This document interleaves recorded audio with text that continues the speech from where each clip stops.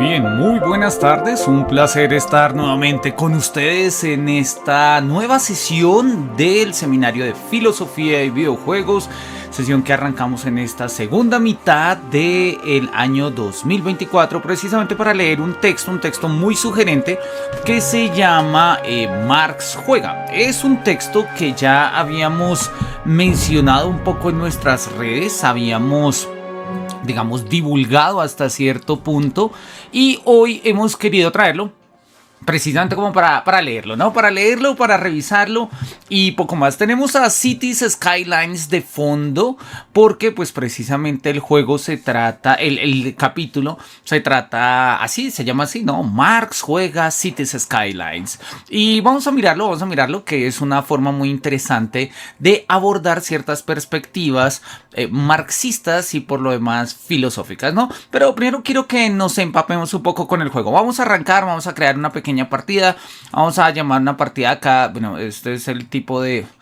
lo veo un poco raro. Denme un segundito. Cancelemos acá. Miremos si podemos aumentarle la configuración a los gráficos de juego. Pongámosle esta, que esta es la resolución de mi pantalla. Ahora sí, listo, ahora sí se ve mejor. Y vamos a crear, bueno, tenemos varios. Oye, este se ve iluminado. ¿Por qué no? Cojamos este, igual no es simple y llanamente para empezar una tarea. Catástrofes aleatorias y demás, vamos a decirle que sí. Acá vamos entonces a crear un mapa, digamos, se nos va a crear un escenario para que nosotros pues podamos crear nuestra ciudad. El juego tiene una gran cantidad de mods. Acaba de salir Cities Skylines el año pasado, 2. Este es el primero, que ya lleva unos 8 años casi más o menos dando vueltas en internet. Se han creado cosas muy divertidas, maravillosas, ciudades increíbles. Hay muchos youtubers que han hecho grandes trabajos de diseño arquitectónico, si se quiere, si lo podemos llamar así, con este videojuego. Y bueno, hoy es nuestro turno. No vamos a hacer algo tan grandioso, tenemos poco tiempo y más bien queremos volver al texto, pero esto nos va a servir. Lo primero que tenemos es un saludo. Tenemos acá una especie como de pájaro azul. Obviamente cualquier copia de Twitter es pura coincidencia. Y dice, bueno, lo primero es que vamos a construir carreteras y una zona alrededor. Y si necesitamos ayuda, podemos poner el signo de interrogación. Perfecto. Acá construimos carreteras, ¿sí? Y básicamente este es el espacio que nosotros tenemos por ahora en Cities Skylines. Con el tiempo podemos comprar más, digamos, más terreno, pero nosotros nos vamos a dar cuenta, y esto es algo que va a ser importante en el desarrollo del capítulo. Tenemos una tierra baldía, o sea, acá no hay nada, acá no hay ningún asentamiento, acá no hay absolutamente nada, es una tierra sin historia. Y bueno, y nosotros venimos acá como padres fundadores a mirar qué podemos hacer en estos territorios. La carretera gira en torno a estas rocas, podríamos luego poner acá un letrero tipo Vegas, va por allá el puente, y nuestra primera misión es justamente que nosotros pongamos, a ver, denme un segundo, ¿cómo es que lo ponemos? Listo. Lo primero que nosotros tenemos que poner acá es una carretera, ¿no? Tenemos que poner una carretera, y bueno, pues ponemos una carretera. Una carretera que podemos poner de distintas maneras, ¿sí? Podemos cambiarle el sentido y demás, ¿sí? Podemos tener guías para los ángulos. Vamos a hacer algo sencillo. Vamos a arrancar un poquito esta carretera acá. Que arranque un poquito acá. Vamos a hacerle que haga como una especie de cuadrado. Ahí hay una piedra en el camino. Vamos a ponerla un poco de esta manera. Bueno, es básicamente un ejercicio.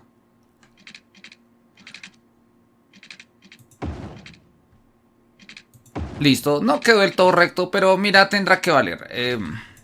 Tendrá que valer, ahí está. Nosotros tenemos acá pues como nuestra interfaz. Estamos en el 29 de agosto del 2024, es decir, el juego empieza literalmente hoy, ¿sí? Y pues acá nosotros podemos como ver un poco los detalles. Construimos carretera, que es como nuestro template. Si nosotros nos centramos, digamos, bueno, y acá pues tienen los nombres que nosotros podemos cambiar. Calle Washington no suena muy elegante para nuestros contextos, así que vamos a ponerle como llame calle filosofía y videojuegos, como por que quede, ¿listo? Entonces ahí la podemos poner, no la cambió. Listo, ahí la cambiamos. Y entonces le pusimos nombre a la carretera. Podemos ajustar las rutas. Esto con el tiempo lo voy a poder mover. Esto es algo que pues luego me interesará pues justamente como mirar un poco, ¿no? Vamos a mirar qué más podemos hacer. Ahí tenemos, no es mucho lo que hemos construido, son apenas unas carreteras. Cuando nosotros le ponemos acá las zonas, tenemos zona verde residencial, zona azul comercial y zona amarilla que tiene que ver con la zona industrial. Con el tiempo vamos a poder borrar las zonas e incluso poner otro tipo de zonas, aumentar las densidades y demás. Vamos a decir que, oye, vamos a crear un pequeño barrio, vamos a crear un pequeño distrito completamente residencial por esta zona. Que constará un poco como de 3 cuadras, ¿listo? Como de 3 manzanas. Esto lo vamos a comunicar acá con esto y esto con esto. Y vamos a dejar estas zonas intermedias como para zonas comerciales. Entonces, bueno, vamos a mirar. Entonces ponemos esto es comercial, esto es comercial, esto es comercial. Perdón, esto es residencial y esto también va a ser residencial. Vamos, terminemos de hacer acá el... Y entonces ahí tenemos, estas son nuestras zonas, ahí es donde vamos a permitir nosotros que se cree básicamente zonas residenciales. Vamos a poner que en el intersticio de las calles y sobre todo en esta zona vamos a poner zonas comerciales.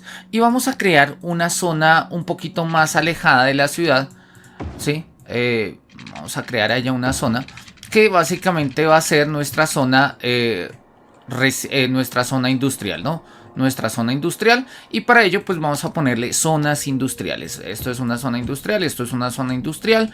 Cerremos ahí un poco con la carretera como para que haya un camino de inicio y otro de cierre. Listo, y todo esto va a ser un gran parque industrial. Acá van a estar las industrias de nuestro pueblo, acá es donde la gente va a ir a trabajar, acá es donde la gente va a vivir y acá es donde la gente va a comer. O va a comprar sus cosas. Listo, tenemos acá nuestras opciones. Ya hemos dispuesto los 13 grandes escenarios y podríamos darle play a ver qué pasa con nuestra ciudad. Vamos a darle play. Esto es una, digamos que no lo querías aquí. Si colocas mal un edificio lo podemos mover, perfecto. Ahí podemos ver cómo empiezan a llegar los primeros habitantes, ¿sí? A construir sus casas en la calle Estrella, que oye, vamos a llamarlo calle Estrella de Mario para que quede acá como en plan de videojuegos, ¿sí? Y empezamos a ver que construyen sus primeras casas. Ya empezamos a subir la cantidad de habitantes, ¿sí? Ya se empezaron a mudar, ya tenemos acá una población emergente, nuestra ciudad va cogiendo forma y tenemos los primeros problemas, no hay agua, no hay luz. Entonces, pues bueno, vamos a necesitar resolver esto de manera perentoria, así que vamos a poner estos servicios. Vamos acá precisamente. Tenemos distintos tipos de fuentes de energía. Tenemos fuentes de carbón que produce cuesta 35.000, produce 960. Tenemos turbina eólica que no es muy cara, pero no produce tanto, ¿sí? Y tenemos una central un poco de carbón que quizás contamina demasiado. Pero, oye, sí, puede darnos bastante energía, ¿no? Puede darnos bastante energía. Vámonos a ir un poco por la zona. Vamos a irnos un poco acá como. Vamos a poner una zona de energía de carbón. Vamos a ponerla en plena zona industrial. Desde ahí va a venir nuestra energía. Y nosotros tendremos que conectar claramente. Poner unos suministros, tenemos que poner las torres que van a conducir pues básicamente el flujo eléctrico, ¿sí? Lo podemos poner acá desde donde está señalado esto azul, lo podemos marcar a este lado y que de este lado llegue hasta acá. Básicamente ahí quedaría como conectado todo nuestro sector. Y pues en principio podríamos mirar eso en lo que corresponde a la instalación de fuentes hídricas, de fuentes energéticas, perdón. Ahora necesitamos fuentes hídricas. Las fuentes hídricas en este juego se van a dividir en dos. Unos van a ser los que nosotros pongamos como forma de tomar el agua de las, digamos, en su origen, y otra son las aguas pues de desagüe, ¿no? Entonces acá tenemos un flujo del río, Entonces tenemos que poner, este es el del el sistema de desagüe, tenemos que ponerlo de tal manera que pues no afecte el flujo del río, es decir, que el sistema de ingreso del agua no quede contaminado por el del desagüe. Así que vamos a poner el del desagüe al final de nuestro mapa y el de la estación de bombeo al inicio de nuestro mapa. Vamos a ponerlo precisamente acá. Y esto nos servirá a nosotros pues como para establecer un poquito este ejercicio, ¿no? Necesitamos ponerle luz eléctrica también. Esto quedó conectado. Ahora necesitamos poner tuberías. Necesitamos conectar todo con tuberías. Entonces vamos a crear un sistema de tuberías que, como manda la sana razón, pues tendrían que ir prácticamente como por debajo de las carreteras. Y acá lo vamos a conectar también por debajo de las carreteras, ¿no? Ahí se nos va armando un sistema de cubrimiento, de cobertura, es decir, por donde pasa la cobertura digamos, de nuestra red. Y lo tenemos prácticamente cubierto. El único impasse que tenemos acá es que no le hemos dado energía eléctrica, ¿sí? Energía eléctrica tiene este sistema acá, pero nosotros no tenemos cobertura eléctrica hasta acá, así que vamos a ponerle una serie de torres. Hay unas formas de crear, hay unos mods que permiten que digamos, porque estéticamente esto se ve horrible, esto de estar poniendo torres a diestra y siniestra, ¿sí? Se ve feo, realmente se ve feo, ¿sí? Hay mods que permiten hacer que, por ejemplo, las calles, ya que tienen postes, sirvan como alambrado subterráneo, ¿no? Que es una forma interesante. Bien, vamos a tener ya nuestros escenarios acá. Entonces, oye, pues pongámosle play, miremos a ver cómo va nuestra ciudad. Conectamos una central eléctrica. La central eléctrica en principio ya está tomando agua. Perfecto, funcionamiento normal. Tenemos aguas de desagüe, funcionamiento normal. Y ya nuestra ciudad está empezando a crecer. Empiezan a crecer, van llegando nuevos habitantes. Ya tenemos 175 habitantes que van aportando 240 de dinero. Nosotros tenemos acá unos ingresos semanales promedio de lo que se nos gasta. 1032, o sea, menos, y nos va subiendo, vamos entrando poco realmente dinero. Sin embargo, bueno, acá tenemos nuestra ciudad, nuestra pequeña gran ciudad, es hasta ahora como un pequeño pueblito, pero oye, es el nuestro y nos sentimos orgullosos. Nos sentimos orgullosos, así que pues, ¿por qué no? Vamos a darle como nuestro merecido trato, ¿no? Entonces acá podemos verlo desde arriba, ¿sí? Si queremos como una vista un poco más panorámica. Y podemos ir mirando un poco qué es lo que va pasando acá. Van creando escenarios como tiendas. Entonces acá es una tienda del vecindario, ¿sí? Podemos ir mirando la información. Acá tenemos como una tienda de Neighbor Shop, se llama. Todo parece ser como una tienda de productos barbecue. Acá tenemos una tienda de como de carros. Mira, dice Jubilé. Bueno, es una tienda de carros. ¿Por qué no? Ahí empiezan a llegar nuestros carros a manadas si se quieren, ¿sí? Y llega la noche. Nos dicen las industrias que carecen de agua y pues sin agua no pueden funcionar. Así que vamos a ponerles recursos hídricos. Claramente acá tenemos nosotros hemos olvidado conectar los recursos hídricos de la parte industrial. Y bueno, repito, igual como cualquier alcalde decente, vamos a poner los recursos hídricos yendo por debajo de las zonas de carretera, ¿no? De las carreteras. Ahí le podemos dar que avance un poco.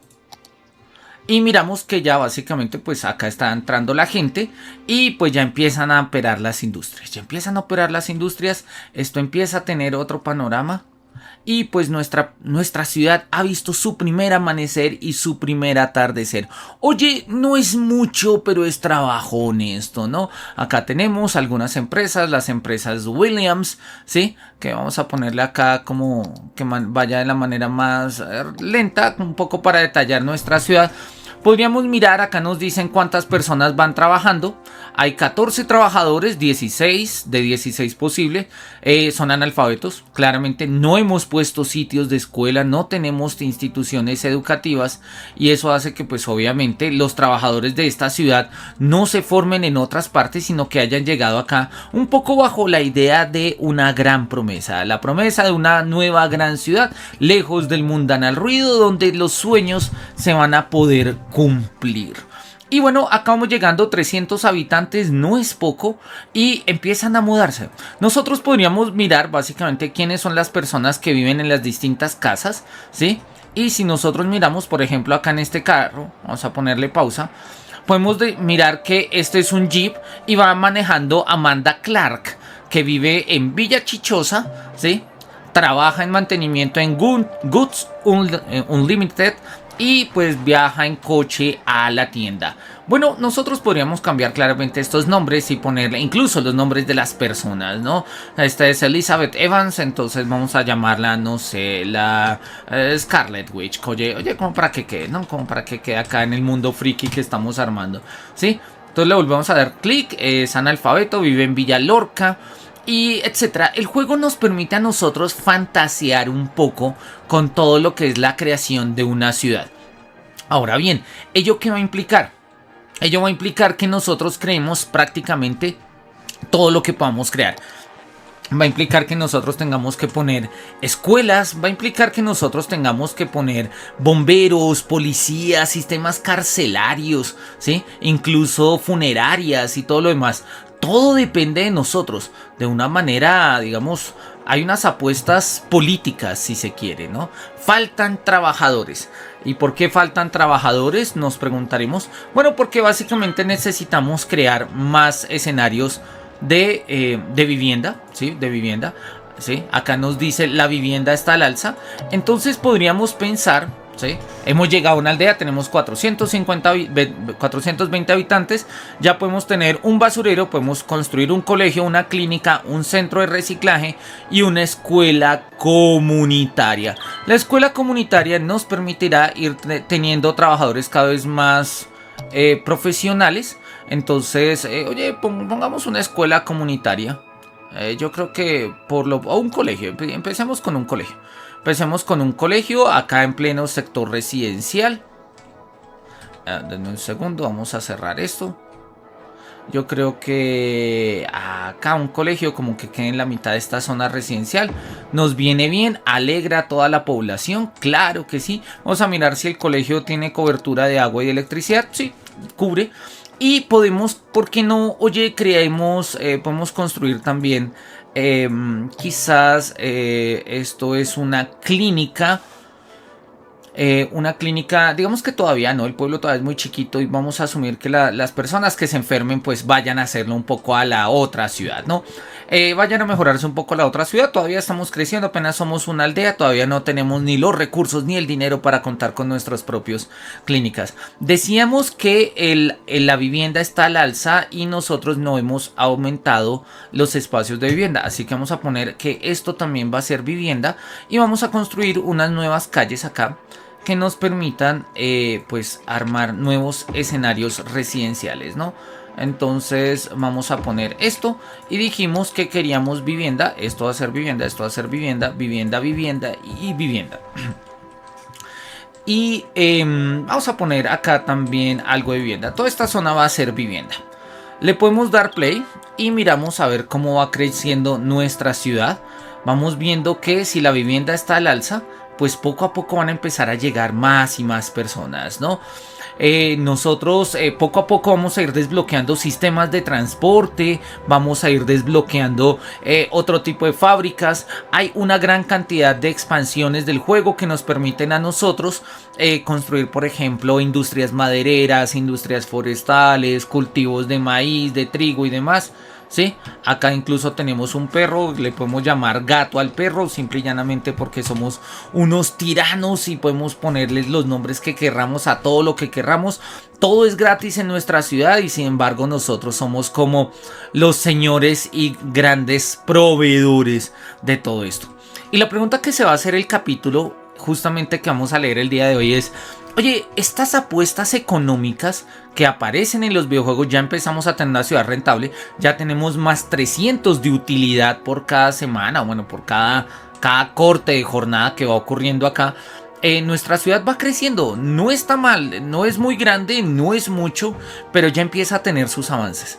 Y la pregunta que nosotros podríamos hacernos es: ¿esta comprensión económica a qué obedece? ¿A qué obedece? Es decir, si quisiéramos hacerle un análisis económico, microeconómico, macroeconómico, ustedes dirían, sí, a nuestra ciudad, ¿de qué tipo de economía manejaría, no? Porque los habitantes pagan impuestos, nosotros mantenemos prácticamente todo, ¿sí? Todavía no hemos desbloqueado un sistema de políticas que desbloquearemos en un momento más adelante cuando nosotros pongamos, vamos a ponerle pausa a ver si lo podemos ver por acá. Estas son las catástrofes que por ahora tenemos bloqueadas: electricidad, agua, luz, contaminación acústica, nos muestra dónde está la mayor contaminación acústica y nos muestra un poco las rutas de tráfico. Todas las calles ahorita están doble vía, entonces no tenemos demasiadas rutas de tráfico.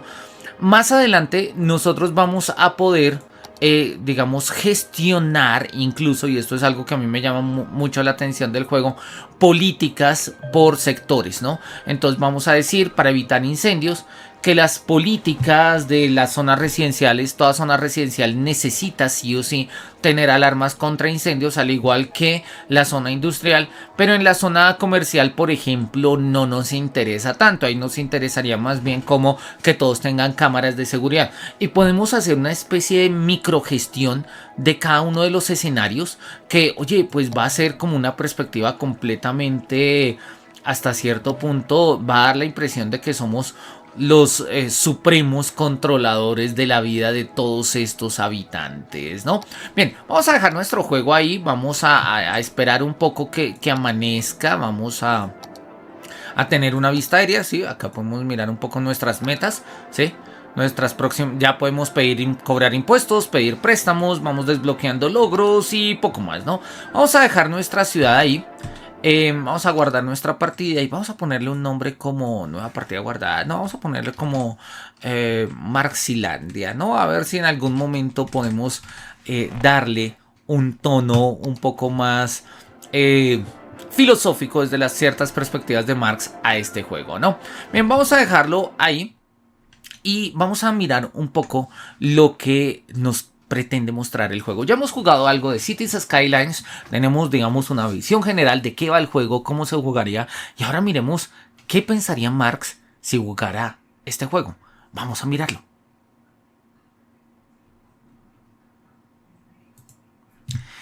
En el texto que hemos traído hoy a colación, denme un segundo que acá tengo un sonido de fondo.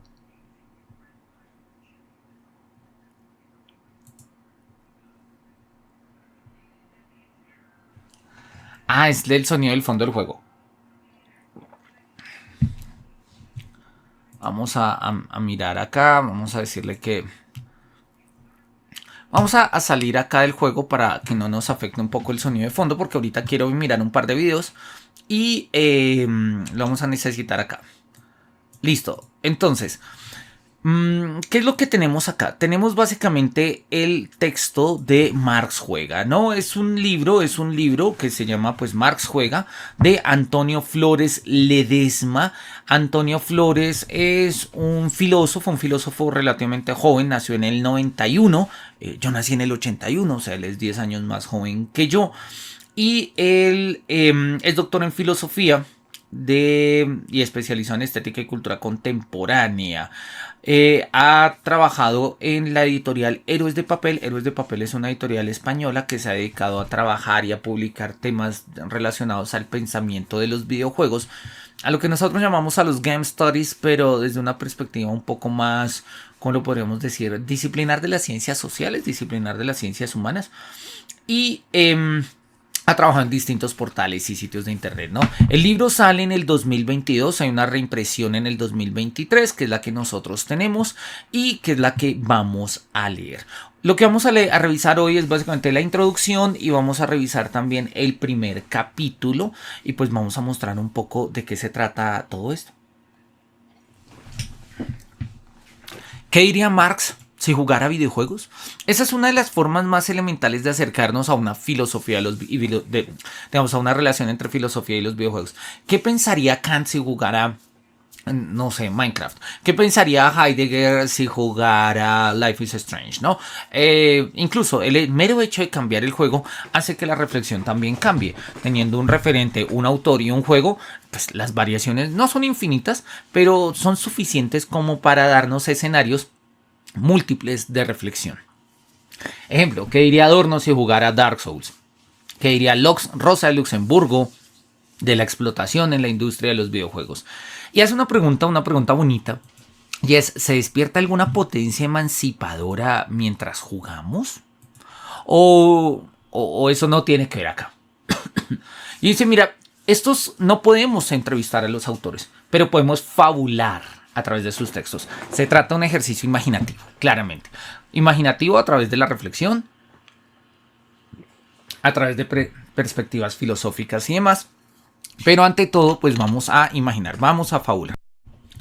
Y nos dice, mira, hay distintos temas del pensamiento marxista que no han perdido vigencia, aun cuando sí han tenido como una mala propaganda. Y bueno, vamos a mirar.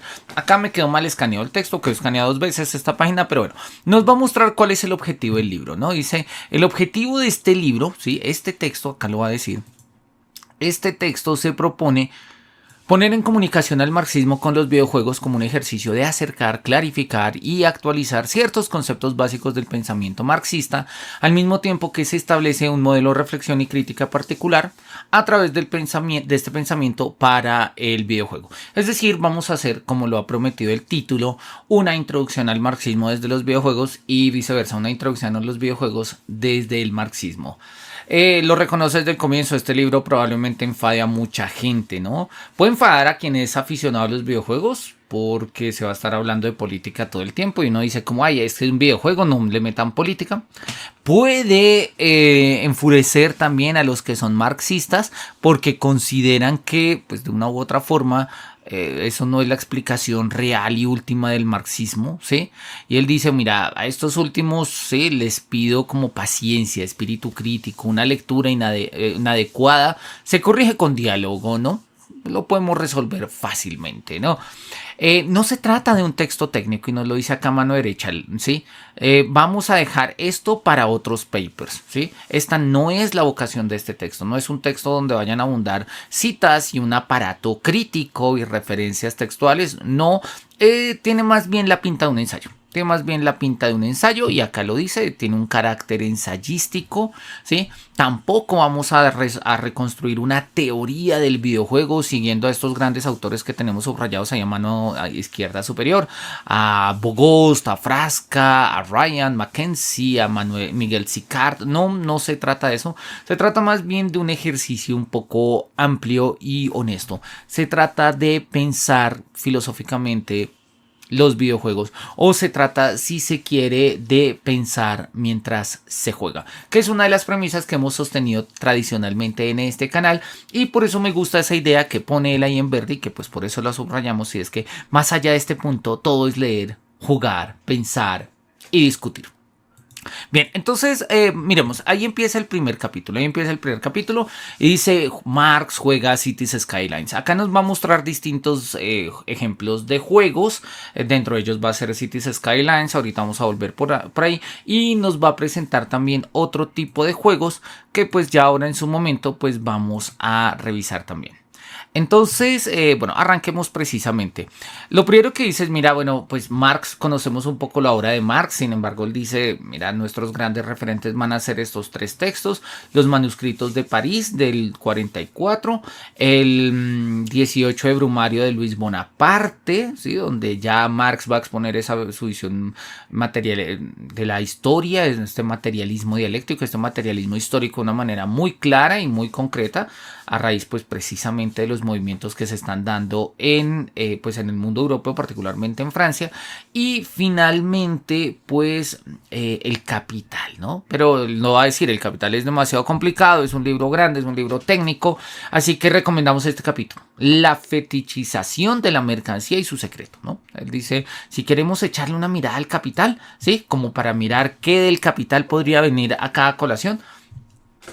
Listo, mira, acá nos escribe Gosha Sanz, un gusto saludarte, Gosha. Sí, una caída, pero ya se ve bien. Bueno, sí, no sé, he tenido un par de problemas desde ayer. Estamos haciendo una serie de transmisiones y he tenido ahí como fallas, pero bueno, esperemos que no vaya a tener problemas. No sé si sea este tema o mi tema del computador o el OBS o la última actualización, controladores y demás. Tengo que revisarlo.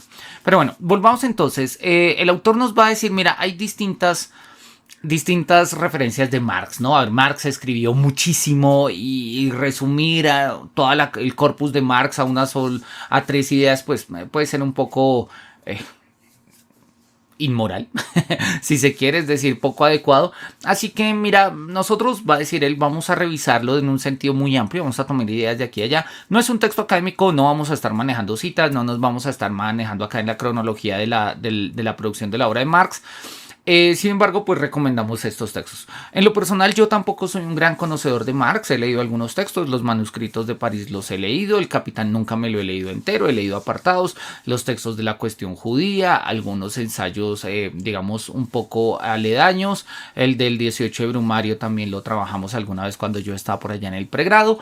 Y bueno, digamos que ha sido un filósofo en el que he leído, que conozco, pero pues en el cual no he profundizado sistemáticamente. Y me parece que esta es una excelente opción para hacerlo de manera conjunta. Bien, vamos a mirar. Él dice, Marx es el viejo maestro, ¿no? Sería este viejo maestro que soldaba resistencias en su tiempo libre, ¿sí? Bajo la luz de un flexo y que programaba en BASIC y todo este tipo de cosas. Sin embargo, sí, y esta es un poco la idea de lo que él nos va a mostrar, nos va a presentar un Marx que estaría dispuesto a jugar videojuegos, ¿no? Es viejo y tal vez algunas cosas ya le cuesta entenderlas y pensarlas, pero sus críticas siguen acertando, las críticas de Marx siguen siendo plenamente vigentes y esto es algo que le llama poderosamente la atención al autor.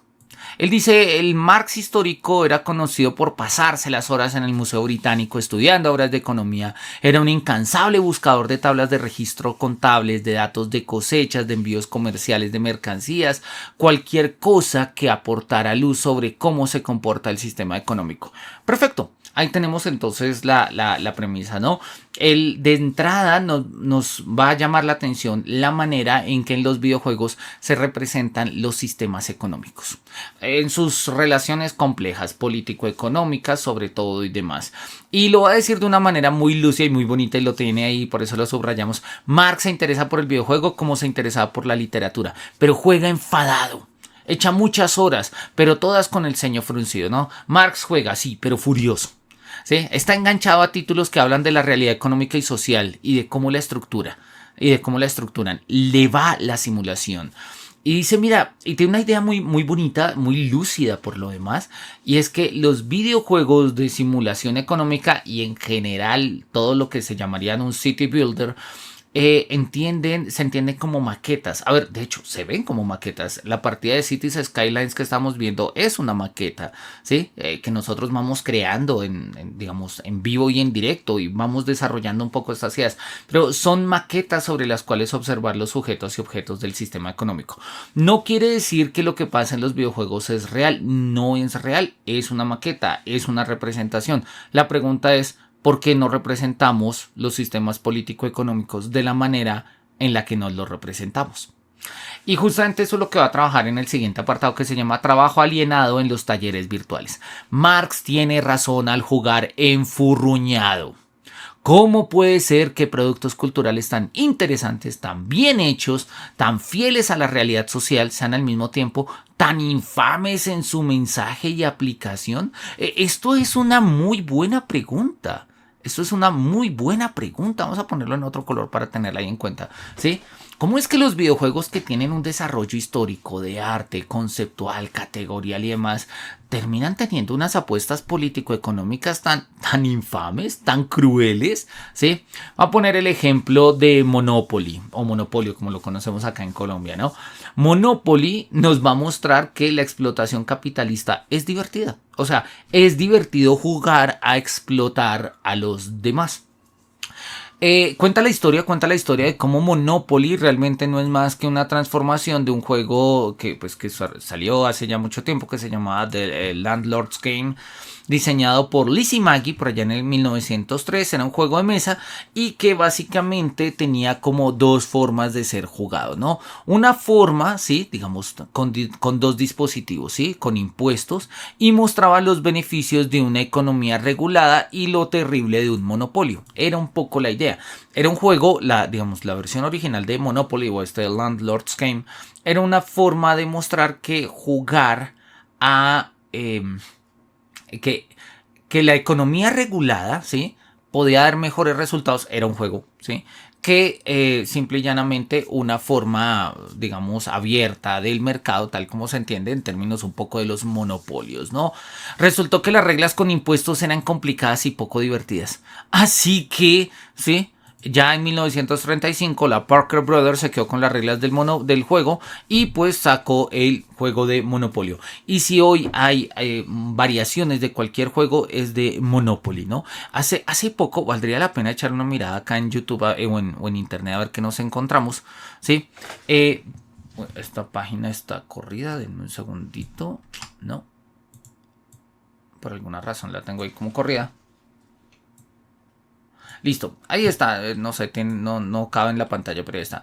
Si nosotros miramos y ponemos como versiones Monopoly, ¿sí?, nos vamos a encontrar con cualquier cantidad de versiones, ¿no? Hay Monopoly de, por ejemplo, de Game of Thrones, de La Casa de Papel, ¿sí? Hay Monopoly de Sonic, hay Monopoly Gamer de Mario Kart, este me gusta. Me gusta bastante. Hay Monopoly de Call of Duty, ¿sí? Hay Monopolies de Star Wars, claramente. Muchísimos. Del Mandalorian, del episodio 1. Es decir, parecería que pudiésemos adaptar a Monopoly cualquier tipo de relato, cualquier tipo de juego, porque en el fondo da exactamente lo mismo que jugamos si la estrategia político-económica a la base es la misma y esa estrategia político-económica a la base es el monopolio, ¿sí?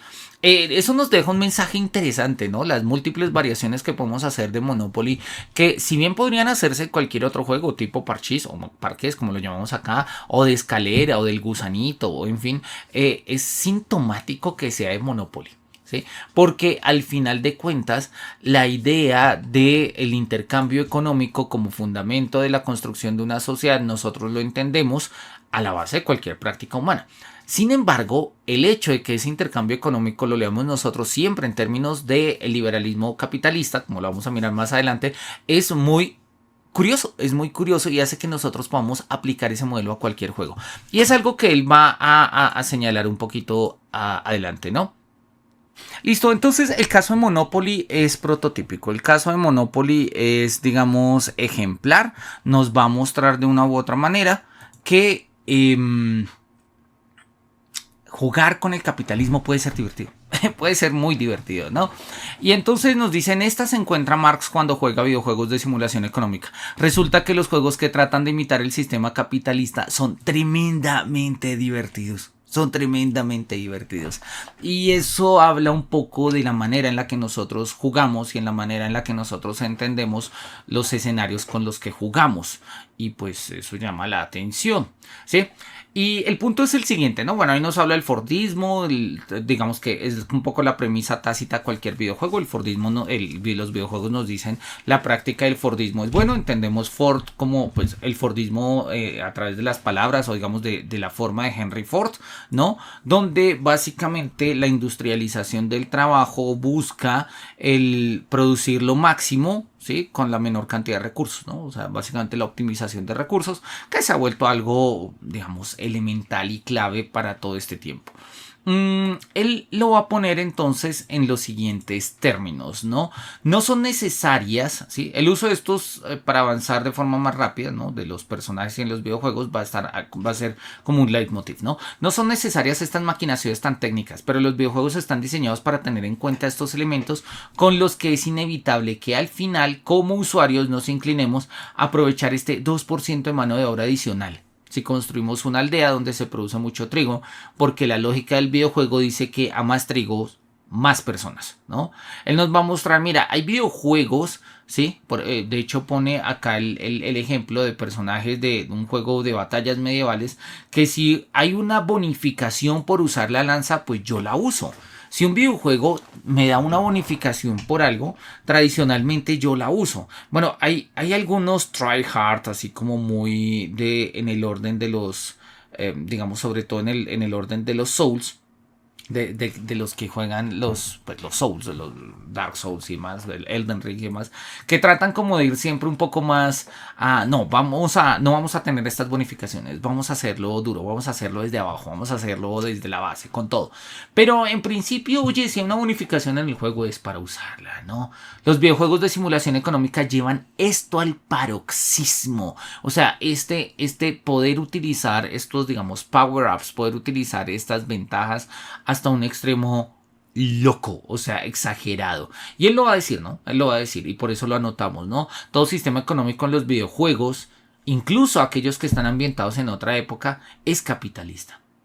No es sorprendente, la gran mayoría solo entiende la simulación económica dentro de un marco industrial capitalista, incluso aquellos que se refieren a otras épocas históricas. Nosotros podemos jugar Age of Empires, pero sí, y en Age of Empires nosotros estamos metidos en la historia antigua, por ejemplo, medieval, lo que sea. Nosotros estamos con otros referentes, otras prácticas, pero el sistema de mercado sigue siendo capitalista. Sí, nosotros podemos jugar, no sé, cualquier cosa, podemos jugar cualquier RPG, ¿no? Baldur's Gate, podemos jugar Elden Ring, podemos jugar, ¿sí? Hogwarts Legacy. Y independientemente que hablen de mundos distintos, de mundos de fantasía y demás, el sistema económico sigue siendo muy capitalista. Y eso es algo que llama la atención, porque el sistema económico de los videojuegos es más o menos el mismo. Está más marcado básicamente en la misma estructura de consigue recursos, acumula recursos, llévalos a un mercado, además que es un mercado libre porque todos te venden de todo, ¿sí? Y bueno, hay quienes te venden más pociones, otros te venden más armaduras o lo que sea, pero en términos generales es como una libertad. Tú puedes conseguirte algo de una mazmorra y la vendes en cualquier parte, no se pagan aranceles, no hay políticas, ¿sí? Es muy individualista, de esto es mío y esto es objeto de cambio y lo voy a cambiar por esto otro, ¿no? Les voy a poner algunos juegos que tienen, digamos, como estas mecánicas muy de procesos productivos, como el Automa Chef o el Big Pharma, ¿no? Automa Chef del 19, Big Pharma, que es básicamente como una especie de un ticún, ¿no? O sea, básicamente tenemos que crear una droguería, es una farmacéutica más que una droguería, ¿sí? Factorio, que es un juego del 2020 en el que tenemos un planeta para nosotros mismos, pero el que más le inquieta, y de hecho va a desarrollar un ejemplo un poco más extenso, es Little Big Workshop, ¿no? A Marx le enerva Little Big Workshop porque añade un elemento al proceso productivo que los anteriores no tienen: personas. Vamos a mirar un gameplay de Little Big Workshop.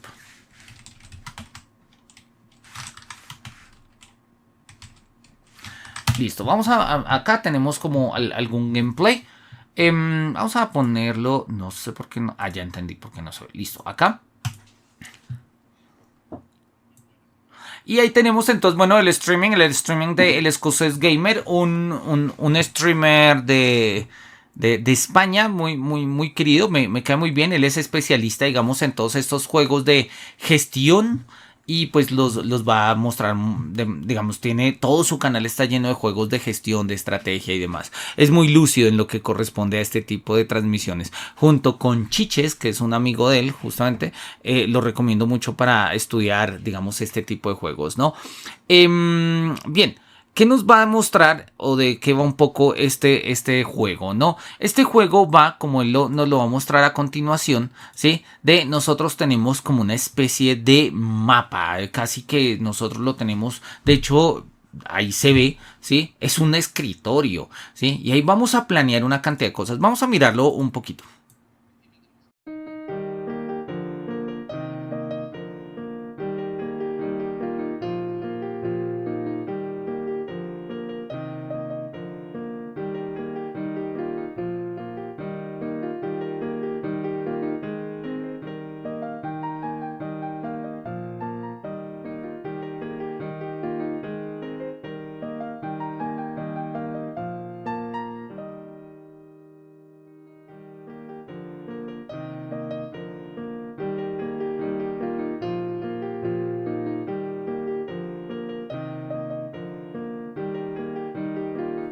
Listo, si nosotros vemos lo que él nos está mostrando es justamente tenemos a una personita en nuestro macro escritorio y esta personita va a vivir básicamente ahí. Ese es su mundo y su mundo es una fábrica, ¿sí? Y nosotros en este espacio pues vamos a tener que desempacar mercancías que nuestro amigo va a tener que eh, transformar justamente en productos, ¿no? Vamos a avanzar un poquito en la medida en que nosotros pues vayamos teniendo como más operarios y pues vamos a poder descargar más mercancías, ¿sí? Tener más maquinaria para crear más productos, ¿sí? Acá tenemos un escenario donde, ¿sí? Que son las donitas que están ahí arriba junto con los aleros y demás. Bueno, son como unas flores realmente, que es como una estación de café, que es donde las personas van a poder como descansar, los trabajadores van a poder descansar, ¿sí? Si nosotros avanzamos un poco más, nos vamos a dar cuenta que esto funciona un poco a la manera también de un tycoon, ¿sí? Vamos a ir construyendo más plantas, más espacios en nuestra fábrica y pues vamos a poder construir más cosas, ¿no? Acá vemos, por ejemplo, una persona que está muy cansada, así que va por un café y se recarga y vuelve a trabajar. Y este juego es divertido, de hecho es a ver, a quienes nos gustan los juegos de gestión lo podemos disfrutar. Sin embargo, es un juego que llama poderosamente la atención precisamente un poco por esto. El mundo entero no está más que en un escritorio y este mundo entero de estas personas que solamente trabajan y su máximo momento de descanso es irse a tomar un café, se vuelve una metáfora hasta cierto punto siniestra, ¿sí? De lo que son las prácticas pues de la producción del mercado y del consumo, ¿no? Que es un poco lo que justamente quiere mostrarnos acá el profesor Antonio Flores. Bien, ahí está el juego. Cuando tengan tiempo, échenle una mirada. Lo pueden encontrar, si mi memoria no me falla, está en Steam. Creo que también está en la Epic Games. Y bueno, es un juego muy interesante y muy lúcido. ¿Qué nos va a decir acá él? Mira, el videojuego te invita a la complejidad, pero lo hace a costa de muchas cosas, ¿no? La premisa de Little Big Workshop es la misma del resto. Es una especie de manager divino, ¿sí? Todo lo organizamos desde arriba. De hecho, está todo en nuestra mesa. Y desde ahí nosotros vamos decidiendo quiénes hacen qué y demás, ¿no? ¿Sí? Podemos tener una especie de taller de unos 5 o 10 empleados, pero la idea es que queremos progresar. Esa es la idea, tenemos que progresar y progresar significa una única forma en este juego y es mayor productividad, ¿sí? Y él lo dice de una manera muy, a ver, es una manera exagerada, pero es cierto lo que dice, ¿sí? Este progreso se hace a costa de una sola cosa, ¿no? Vamos a poner un poquito más grande. La conculcación de los derechos laborales. Es el sueño de todo empresario. Hay gente que trabaja a tus órdenes y no existen más que para el trabajo. Tus empleados nunca abandonan el recinto del taller y le dan al torno día y noche sin que parezca que sus familias los echan de menos. Bien. Claramente digamos que ese es como un poco el escenario que nosotros vamos a tener acá en el juego. Sí, es un escenario que podríamos caracterizar de explotación hasta cierto punto, pero oye, pues digamos que lo entendemos un poco, ¿no? Es un videojuego, ¿sí? Se mantiene este sistema fordista, ¿no? Las personas están representadas a imagen y semejanza de las personas, pero no se comportan como personas. El obrero, la obrera en Little Big Workshop es el prototipo del trabajador alienado. ¿Qué significa esta alienación? Recordemos que esto es una introducción, ¿no? Y esta alienación o enajenación, dice Marx, ¿sí? En palabras del profesor Antonio Flores, es la escisión, la ruptura que se produce entre quien trabaja y el producto de su trabajo. Y recuerda la tesis de Marx sobre el trabajador, que la tenemos ahí a mano derecha arriba, cuando nos dice que básicamente Marx explica lo único que tiene el trabajador es su fuerza de trabajo, pero el sistema lo separa de sí mismo al insertarlo en un sistema donde solo es importante como fuerza de trabajo y no como trabajador. Esto es algo que ya se veía, digamos, planteado desde el liberalismo del siglo XVII con Locke, por ejemplo, cuando Locke establece en su Tratado del Gobierno Civil los 3 derechos naturales fundamentales: el derecho a la vida, el derecho a la propiedad y el derecho a la libertad. Uno pensaría que el derecho fundamental es el de la vida, pero Locke se va a dar cuenta que el derecho fundamental es el de la propiedad. ¿Por qué? Porque incluso la vida misma se entiende como una propiedad. En fin, entonces para Locke es muy claro, ¿no?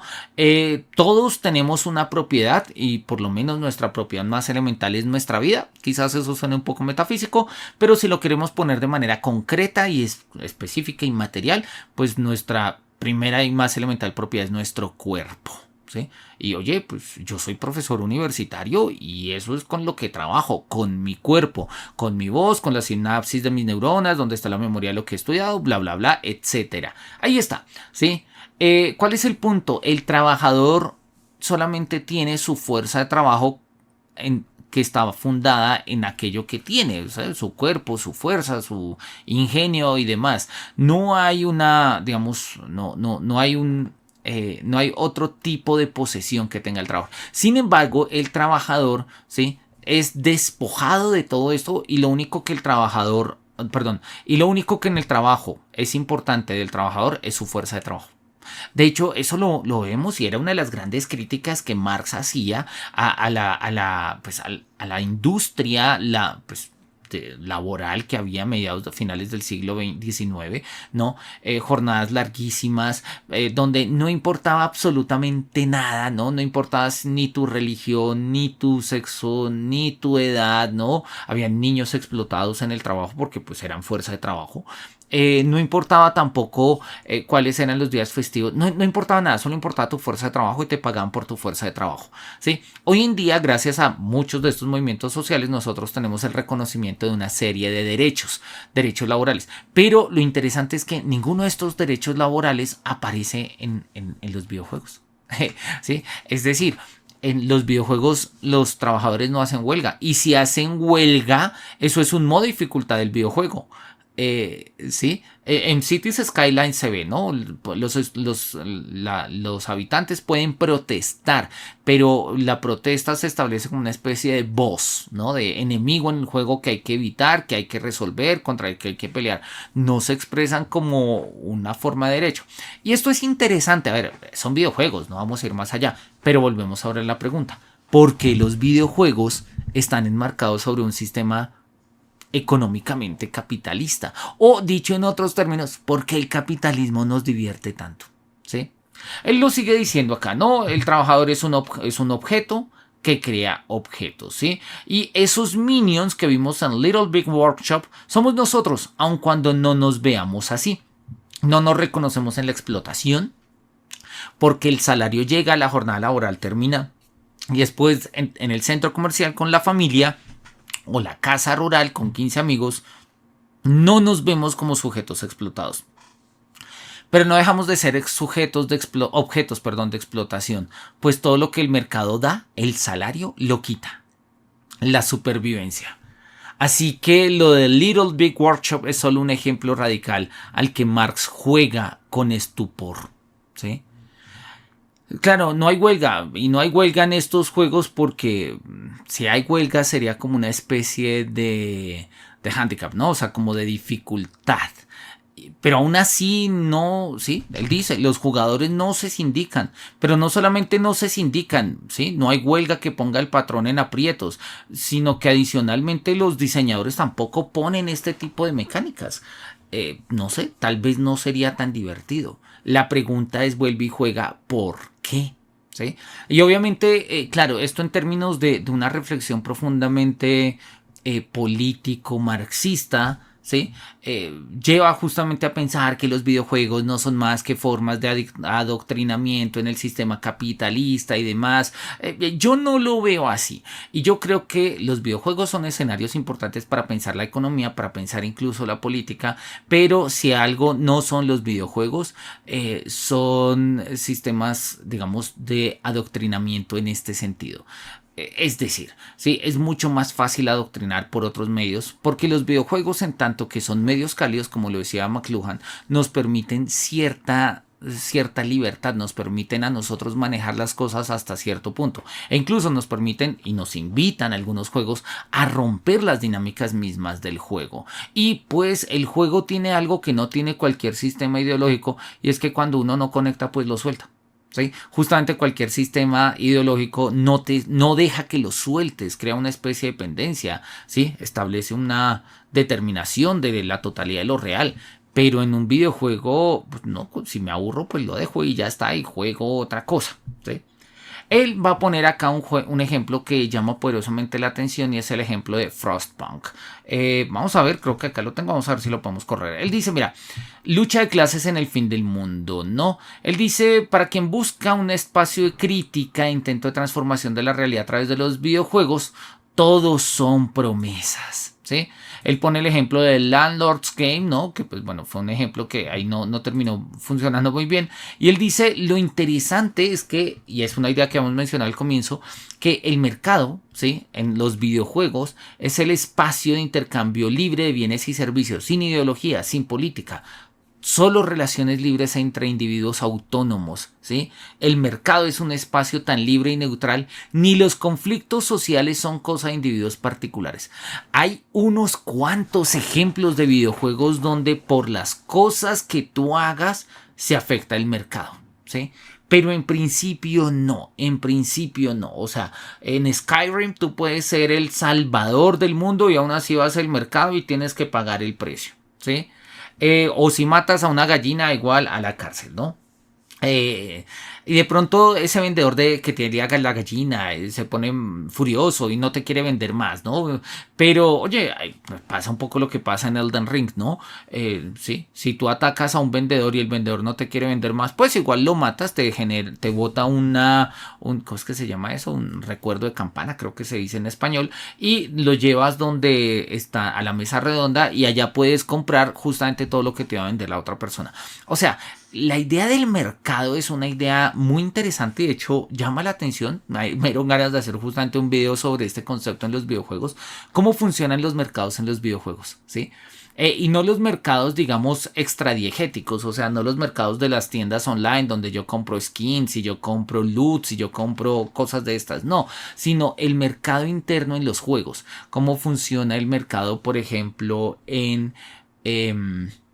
pues no sé, en este tipo de juegos, ¿no? Como Hogwarts Legacy, cómo funciona el mercado en juegos del tipo Assassin's Creed, cómo funciona el mercado en juegos tipo Foundation, Age of Empires, ¿no? Y demás, donde es eso, sí, los mercados, ¿sí? No es un mercado a la antigua usanza, no son los mercados que se vieron en la época de los piratas, no es el mercado que se veía en la época de las cruzadas, no, son mercados sin ideología, sin política, relaciones libres entre individuos autónomos, ¿no? Un poco la idea de este mercado del liberalismo, que no está mal, pero no deja de ser sintomático que sea la manera en la que aparece en los videojuegos. Y es justamente lo que a él le está llamando la atención, ¿no?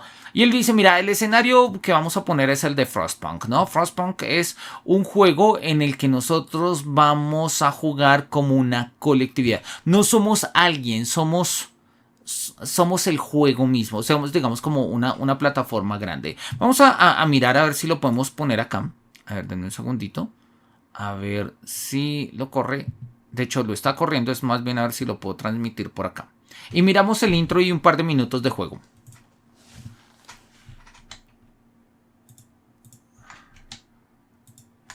Tal vez por acá.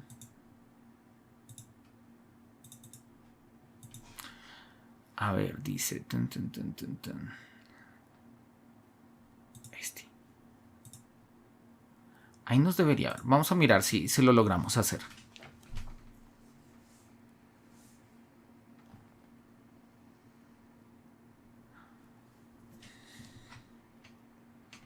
Bueno, ahí lo tenemos. Frostpunk. Frostpunk es un juego de Paradox, de los mismos creadores de Cities Skylines, ¿no?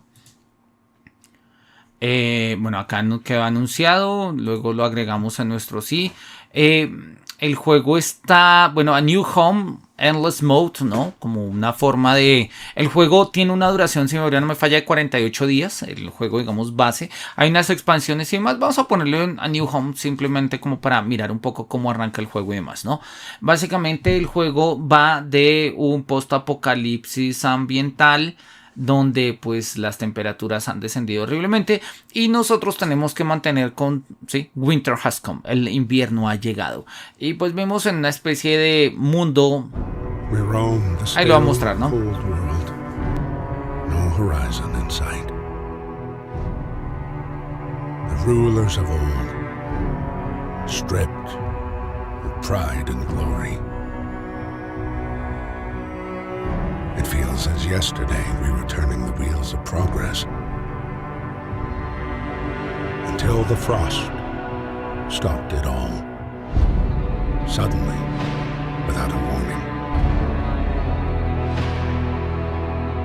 When tides had changed, they changed for all of us, no matter wealth or class.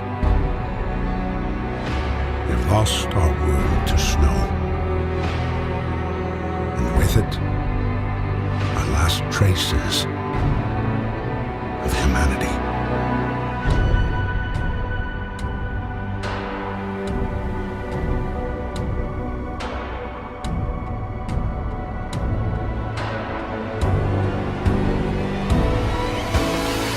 We bid farewell to plenty, and for those who remained came the time to adapt. We decided to leave our homes and head north. We roamed for weeks, maybe months, leaving behind all the things we once believed had made us. It was hope that pushed us forward. Slowly, step by step. We knew the cost of our journey, and we paid the price 100 times. Finally, the time has come to build the last city on Earth.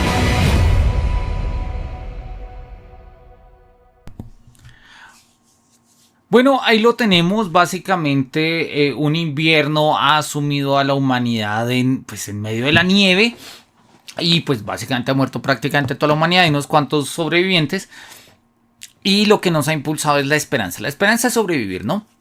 Hemos salido desde Londres y vamos a fundar una ciudad que se va a llamar New London, o sea, como Nuevo Londres, que como ustedes lo vieron, se va a girar en torno a este gran, ¿cómo lo podríamos llamar? Como esta gran chimenea, ¿no? Este gran fogón, ¿no? Y acá nos dicen como, we have to survive, ¿no? Tenemos que sobrevivir, hay que hacerlo. Y ahí lo tenemos, una especie de gran cráter, y este juego se juega, digamos, tiene un poco la idea de un city builder, donde nosotros pues vamos a tener que combatir el frío, ¿no? Fight the cold, we need to get the generator working, it provides heat and power to other buildings, without it we'll freeze to death. Listo, tenemos que mantener el generador caliente, porque sin él pues vamos a morir de frío, ¿no? Entonces acá tenemos un poco como nuestras tareas, ¿sí? Y pues ahí tenemos abajo como el nivel de descontento y el de esperanza, ¿no?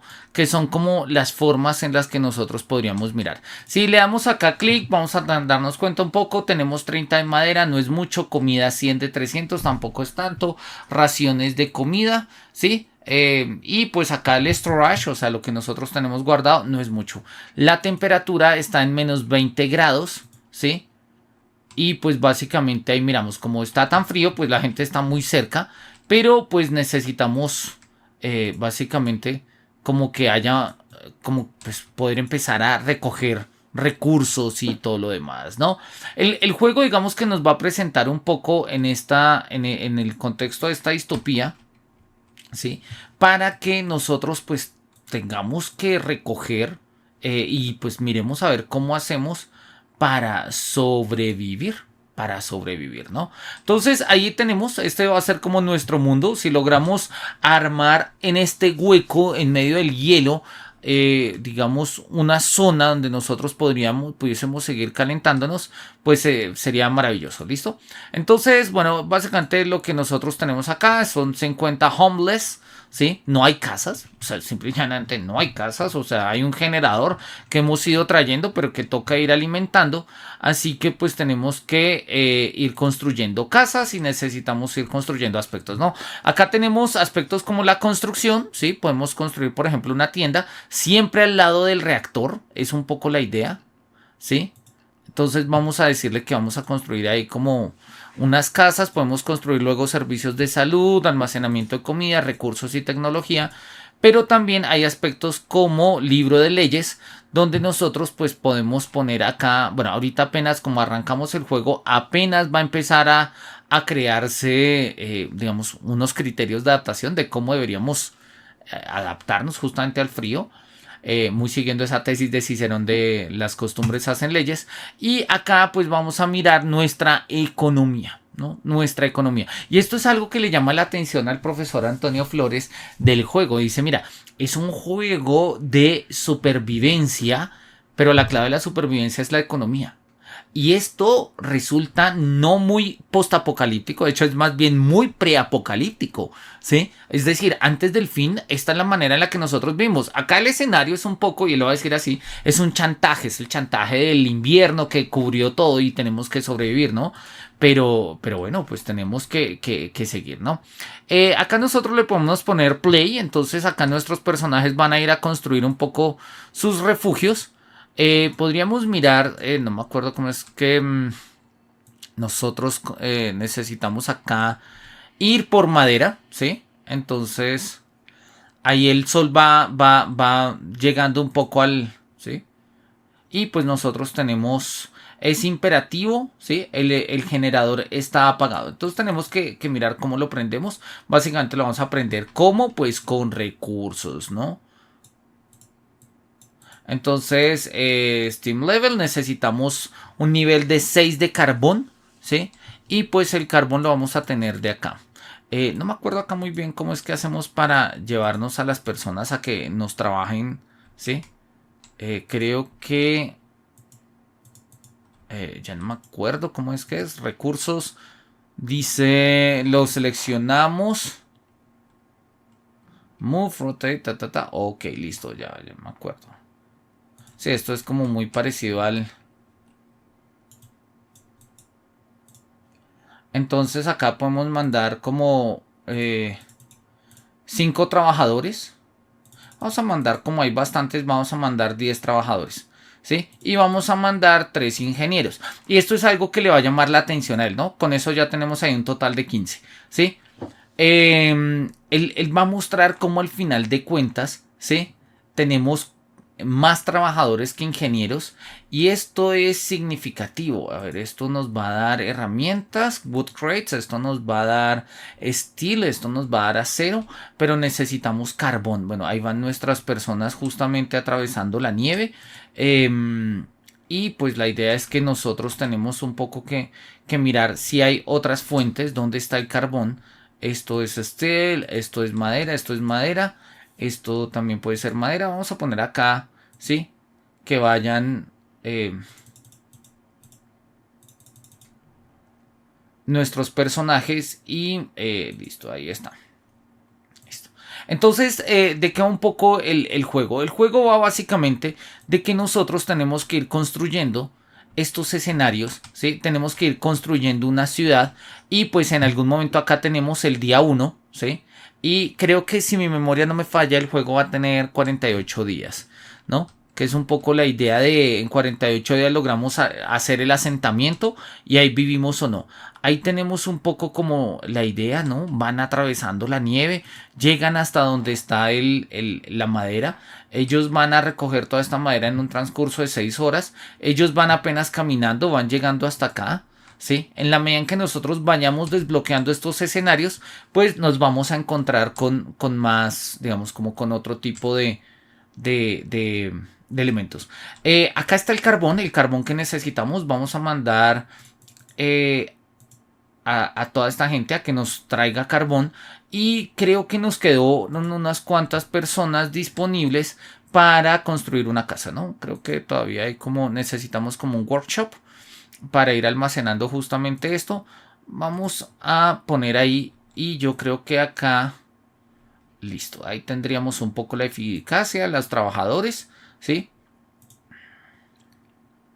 Ahí dicen que hay 10 personas que están trabajando, están construyendo y en principio creo que no nos quedaron ningunos sin ocupación. Entonces, listo, acá estamos creando de una u otra manera, ¿sí? El trabajo, o más que el trabajo, como el escenario para todos, ¿no? Somos una comunidad que ha sobrevivido al fin del mundo, estamos tratando de construir y de sobrevivir de la mejor manera. Vamos a avanzar acá un poquito, ¿sí? Para que ellos trabajen lo más rápido posible, a ver si logramos hacer que encender un poco, ¿sí? En nuestra calefacción todavía no la hemos logrado prender, ¿sí? Ahí vamos en la mitad del día 1.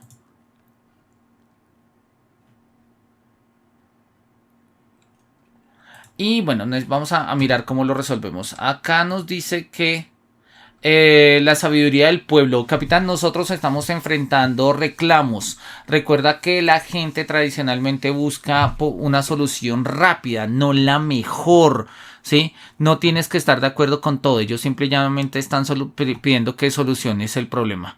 Entonces le dice, listo, perfecto, vamos a mirar qué es lo que hay que resolver. Entonces acá dicen como, the heating is off, el generador está apagado. La gente tiene miedo de congelarse hasta la muerte en su sueño si no lo prendemos para por la noche, ¿no? Entonces le digo, ok, sí, pues vamos a ponerlo como ley. Tenemos que calentar esto. Vamos a calentarlo, eso va a ser imperativo. Entonces le vamos a decir acá emerging shift, ¿no?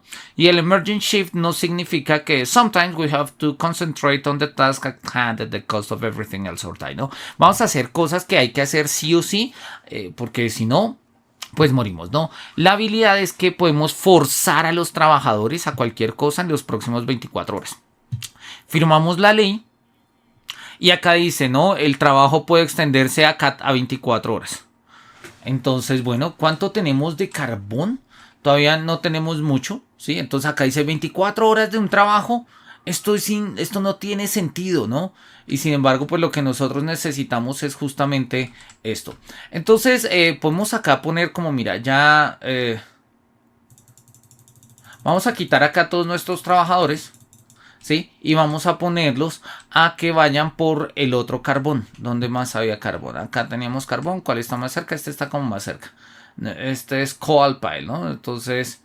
necesitamos, vamos a mandar a 15 trabajadores a esto, listo, 15 trabajadores a esto y nuestra tarea es que todos van a tener que mantener, ¿sí? El descontento va subiendo, descontento ya lo tenemos, ¿sí? Porque nos hace falta nos faltan casas, ¿sí? Entonces, pues oye, está bien, vamos a ir construyendo casas, hemos traído maderas, entonces podemos construir suficientes casas, ¿sí? Y mientras tanto, pues acá vamos mirando a aquellas personas que quedaron desplazadas de los otros trabajos, pueden ir dedicándose a a construir las casas. Sin embargo, necesitamos con urgencia que pues el carbón se traiga, ¿no? Ahí tenemos 15, 15, 15, 15.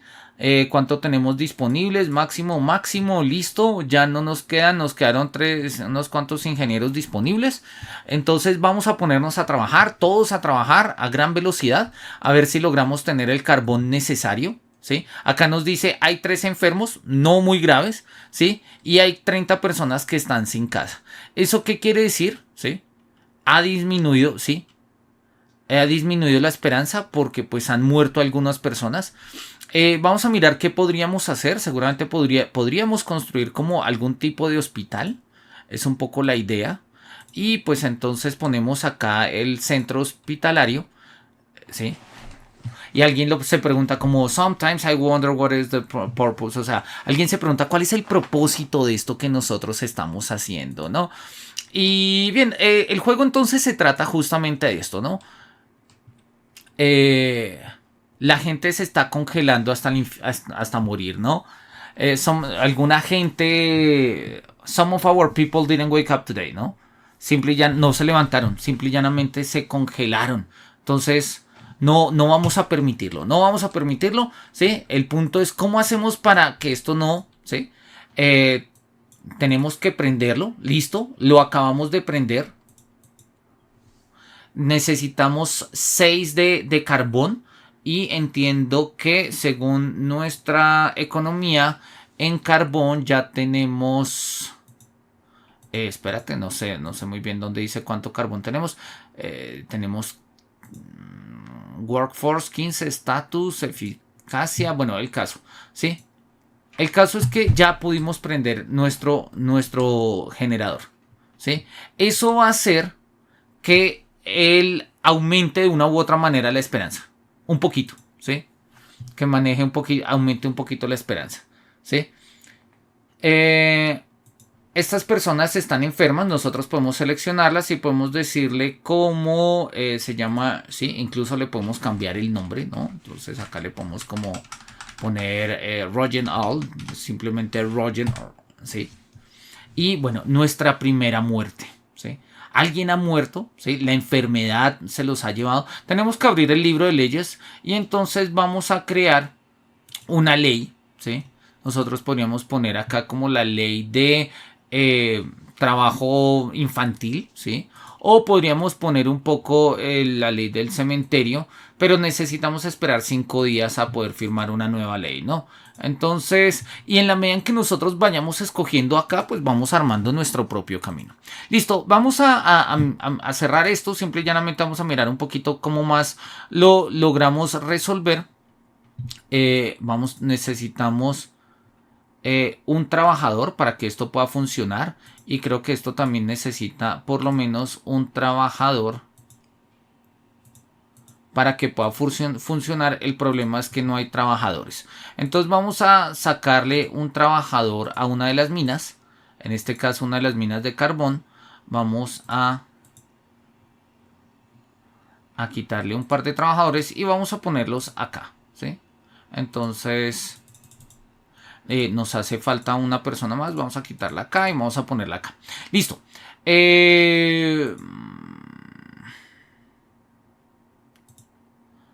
Bueno, ahí dice que está funcionando bien. Entonces ya tenemos un centro médico. Tenemos también como una forma de producir carbón en la casa, ¿sí?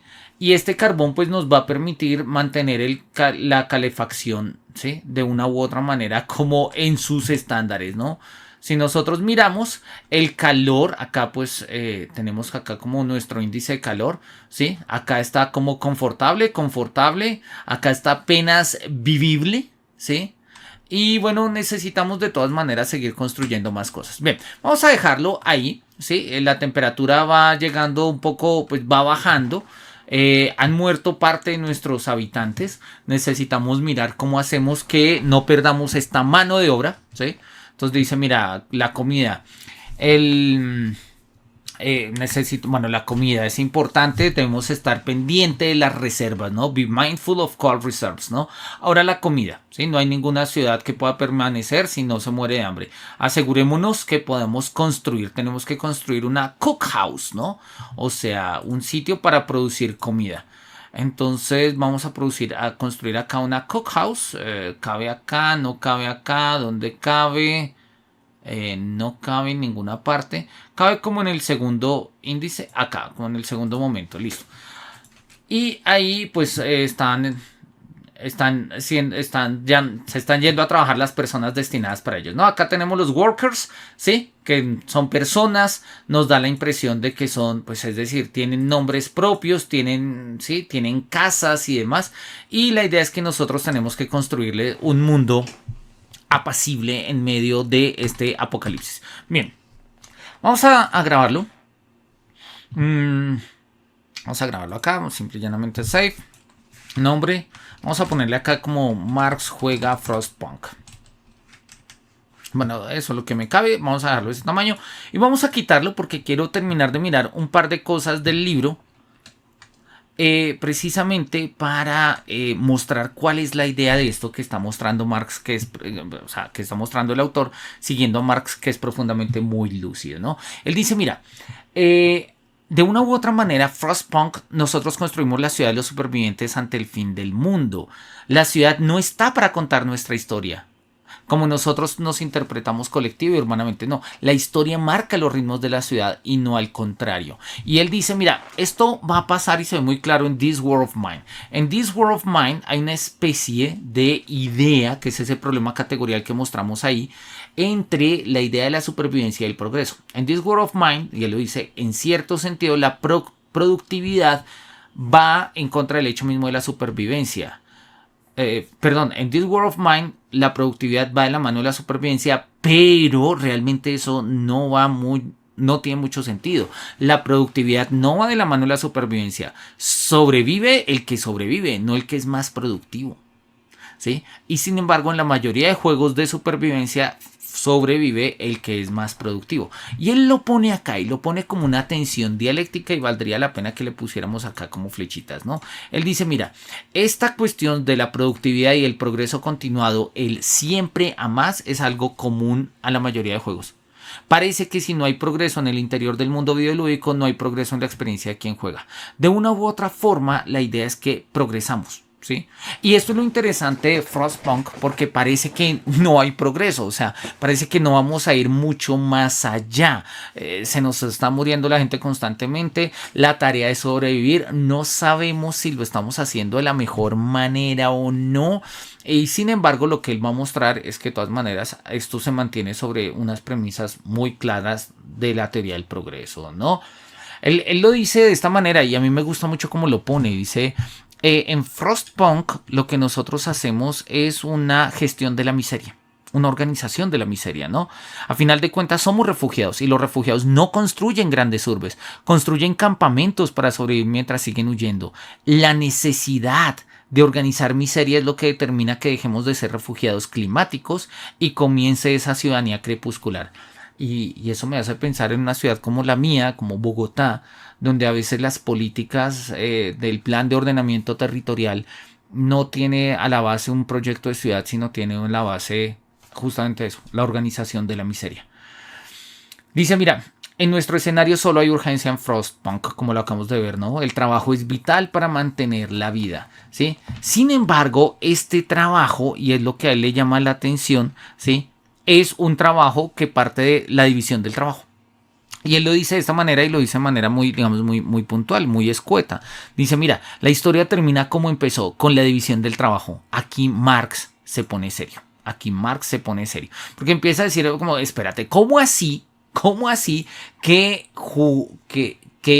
un relato del final de la historia es justamente el relato de como nosotros decimos que comenzó la historia y es con la división del trabajo? ¿Cuál es el punto de la división del trabajo? La división del trabajo establece división de lucha de clases. Esa es la tesis de Marx y eso es lo que pues precisamente él va a desarrollar a continuación, ¿no? Y uno podría decir como, claro, es necesario, y lo pone en cursiva, para la supervivencia, es necesario para la supervivencia. No se propone como una división privilegiada, pero actúa de hecho como una división de privilegio, porque la división del trabajo no crea la especialización, sino que extiende y amplía la no cualificación. O sea, nosotros, y lo acabamos de ver acá en Frostpunk, tenemos dos tipos de trabajos. Él nos decía, la división del trabajo es el principio de visión social y de control social. El punto, y es claro eso que él nos está diciendo, la división del trabajo, y eso queda clarísimo en el texto de La riqueza de las naciones de Adam Smith. Él dice, la riqueza de las naciones surge en la división del trabajo. ¿Por qué? Porque la división del trabajo garantiza productividad. Y Marx no es que tenga problema como tal en la división del trabajo. El problema que él está teniendo es con la consecuencia de la división del trabajo, y es que la división del trabajo implica división de clases sociales, ¿sí? Y pues justamente es esto, ¿no? Comienza una división de clases.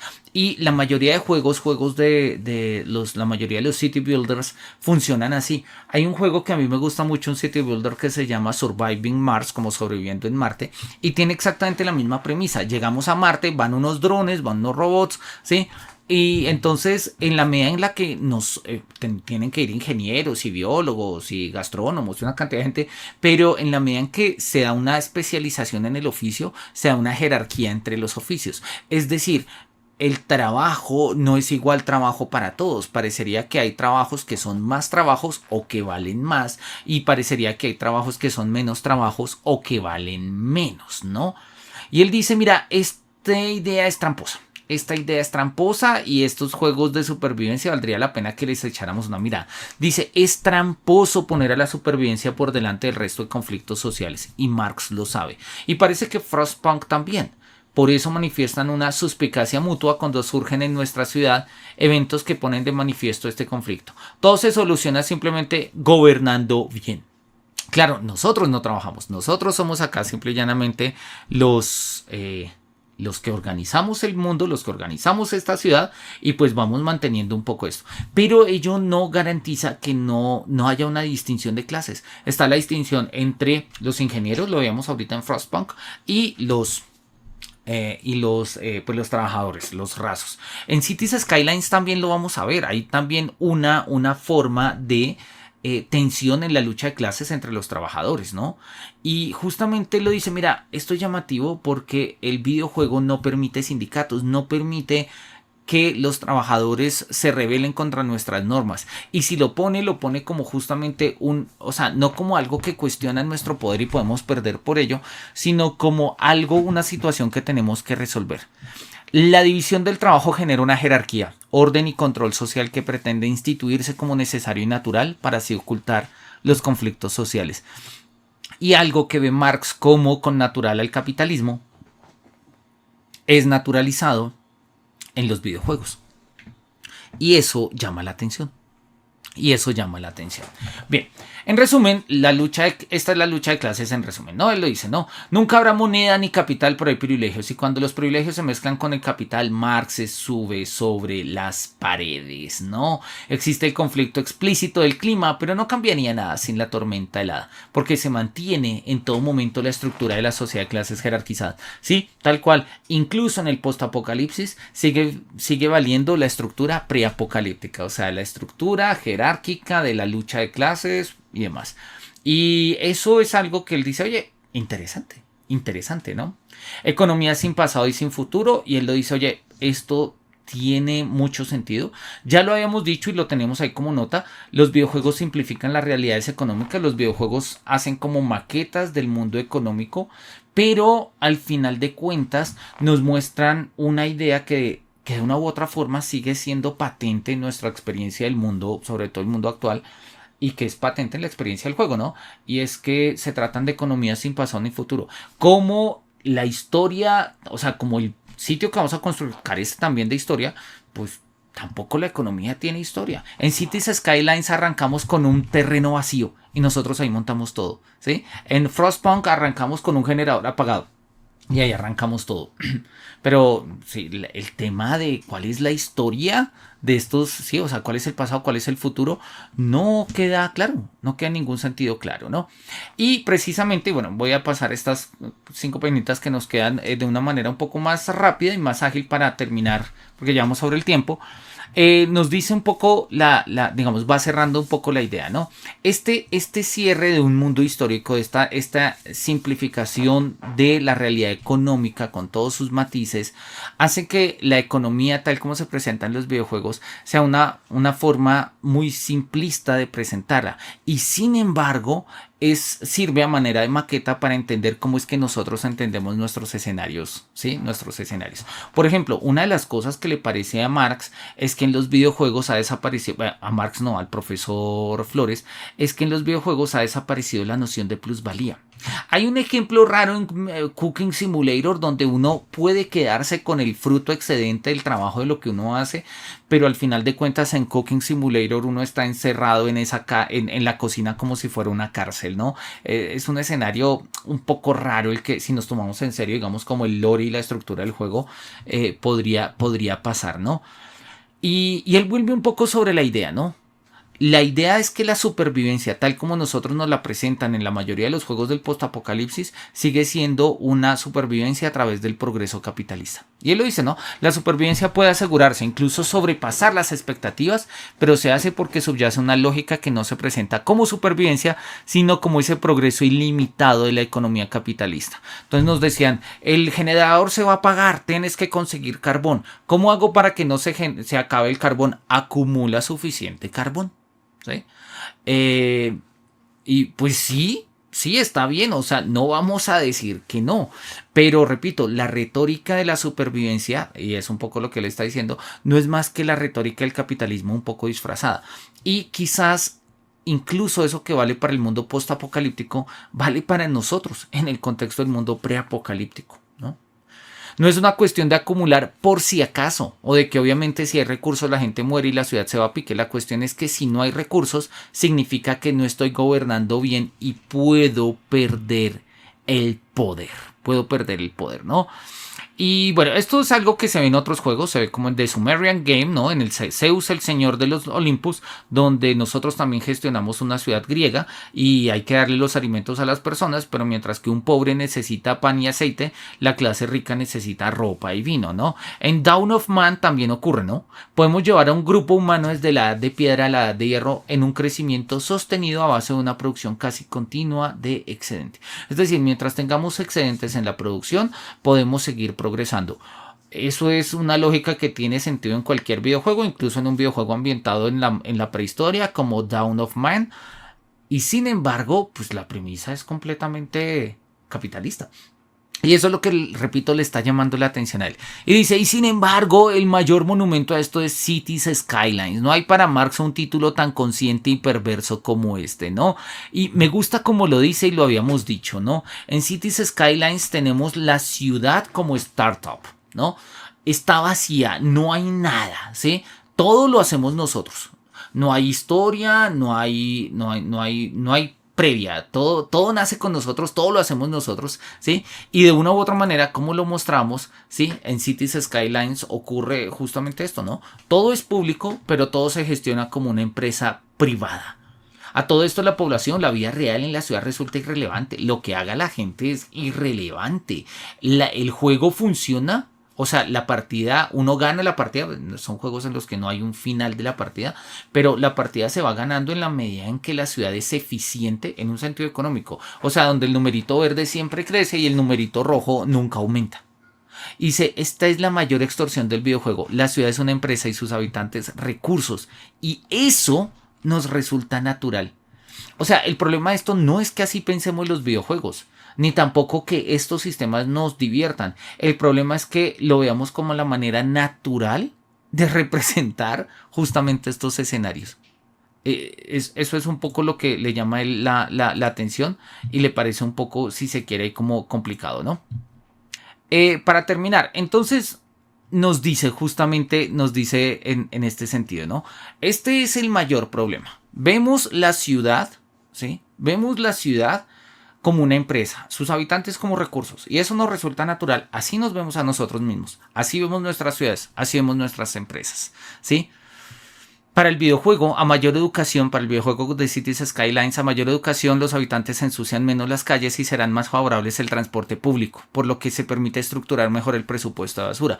Todo sin una pizca de administración pública. La única institución de gobierno somos nosotros, organizando esta distopía para que sea rentable. Me encanta. Sí, muchos city builders no son más que unas distopías que tenemos que hacer rentables.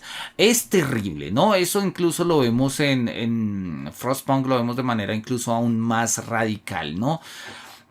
Y eso es lo curioso, todo se mide económicamente, incluso la felicidad de los habitantes es un valor de cambio. En Frostpunk nos decía, nos mostraban justamente cómo aumentaba la esperanza y cómo aumentaba como el miedo, la desesperanza, la desesperación, ¿no? En Cities Skylines tenemos caritas felices y caritas tristes, pero eso lo podemos cambiar y lo podemos cambiar simple y llanamente a través de ejercicios económicos, ¿sí? O sea, son valores de cambio. Y eso hace que pues el asunto se vuelva cada vez un poco más complicado. que se vuelva un poco cada vez más complicado, ¿no? Bien, con esto él termina el artículo, el capítulo, ¿no? Dice, se cancela todo espacio para la vida que aparece solo como elemento económicamente relevante cuando afecta el nivel de felicidad de la población, lo cual hace que paguen más impuestos. ¿Ves? La felicidad de la población hace que haya mayor productividad. Y en últimas, Marx jugando Cities Skylines, Marx jugando Frostpunk, se da cuenta que todo se trata de una gran responsabilidad. Porque en el fondo se juegan en el horizonte nuestras representaciones, y en nuestras representaciones pareciera que todos simple y llanamente estamos bajo el amparo y el gobierno de un sistema de productividad económica y nada más. La conciencia de esta lucha de clases, base de toda reflexión para Marx, es lo que definirá nuestra lectura de los videojuegos. Bien, y ahí termina el primer capítulo y arranca el segundo capítulo, que se llama Benjamin juega a videojuegos retro. Pero eso lo miraremos en la próxima sesión. Así que no me resta sino agradecerles a ustedes por toda la colaboración, por el tiempo con el que han contado para estar en este espacio, y les agradezco su colaboración, su paciencia con las interrupciones que hemos tenido hoy en la transmisión, y nos veremos de hoy en 8 días para leer el segundo capítulo. Esperemos poder resolver todos nuestros problemas. Que los cielos nos miren con su beneplácito. Les deseo una feliz semana y hasta luego.